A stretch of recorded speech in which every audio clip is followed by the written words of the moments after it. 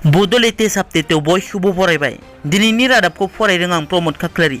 गिबि निउज आपडेटआव दङ बिजनीआव ड्राग्सजों लोगोसे सासे फालांगिरिखौ हमदों। चिरां जिल्लानि बिजनी कावाटिकानिफ्राय ड्राग्सजों लोगोसे सासे ड्राग्स फालांगिरिखौ हमदों।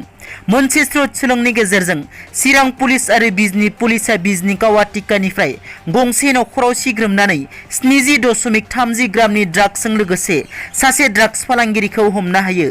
हमनो हानाय ड्राग्स फालांगिरिखौ आब्दुल गनी होनना पुलिसा मिथिहोदों।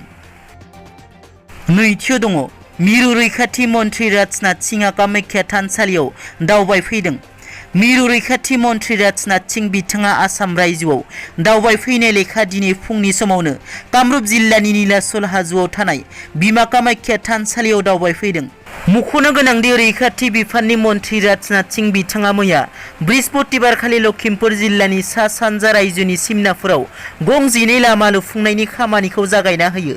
मख'थावनादि मिरु रैखाथि मन्थ्रि राजनाथ सिंह बिथांजों लोगोसे आसामनि गिबि मन्थ्रि डक्टर हिमन्त बिश्व शर्मा बिथाङाबो दावबायफैदों।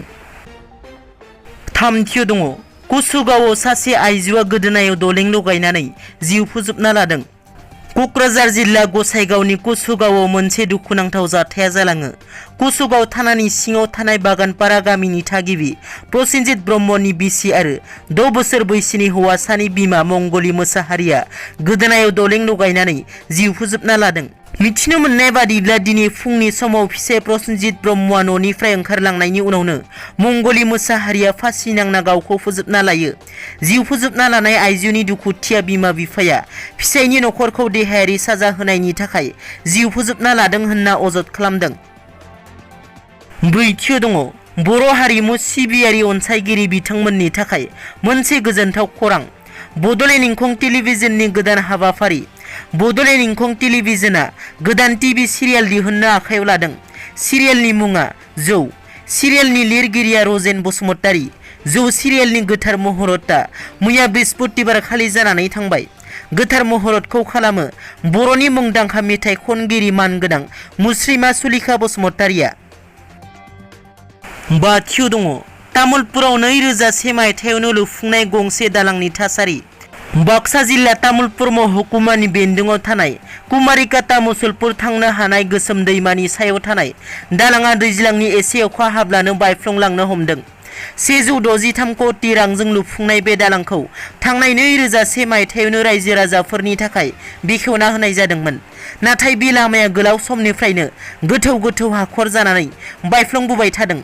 ओनसोलनि थागिबि रायजो राजाफोरा फोरमायनाय बादिब्ला बेवहाय जाब्रबथाय जानानै खायसे सुबुङा जिउ गोमाबोबाय आरो गोबां सुबुङा जाब्रबथायजों मोगा मोगि जाबोगासिनो होननाबो मिथिहोदों। बिनिखायनो दानि खुंथाय गोहोआव थानाय बिटिआर सरकार आरो आसाम सरकारनिसिम बे दालांखौ नोजोर होनांगौ आरो मोजाङै फोसाबना होनांगौ होनना थागिबि रायजो राजाफोरा खावलायदों।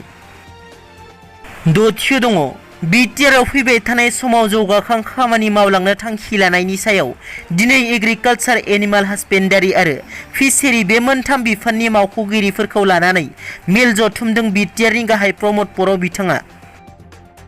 स्निथियाव दङ मेट्रिक आरो एचएसनि आनजादा केन्सेल जाबाय। दिनै जनता भवनाव आसामाव मेट्रिक आरो एचएस आनजाद खुंफुंनायनि सायाव सावरायलायनाय जायो। बे सावरायलायनायाव आसामनि सावस्रि मन्थ्रि सोलोंथाइ मन्थ्रिजों लोगोसे आसामनि मोनफ्रोमबो फरायसा आफाद आरिफोरा बाहागो लायो। बे सावरायलायनायाव आसामनि दानि कर'नानि थासारिखौ नोजोर होनानै आनजादखौ खुंफुंनाय जानाय नङा होननानै थिरांथा लायो। सोलोंथाइ मन्थ्रि रानथ पेगु बिथाङा बुङोदि मेट्रिक आरो एचएस आनजादखौ केन्सेल खालामनाय जायोब्लाबो मार्किं सिस्टेमनि थाखाय मोननै आफाद दाना होनाय जागोन।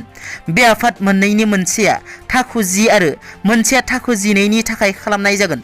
आनजादनि फिथाइखौ 31 जुलाइआव फोसावनाय जागोन। बे फिथाइयाव सिगांनि बायदिनो टप 10 फरायसानि मुं फारिलाइया सिगांनि बायदिनो थागोन।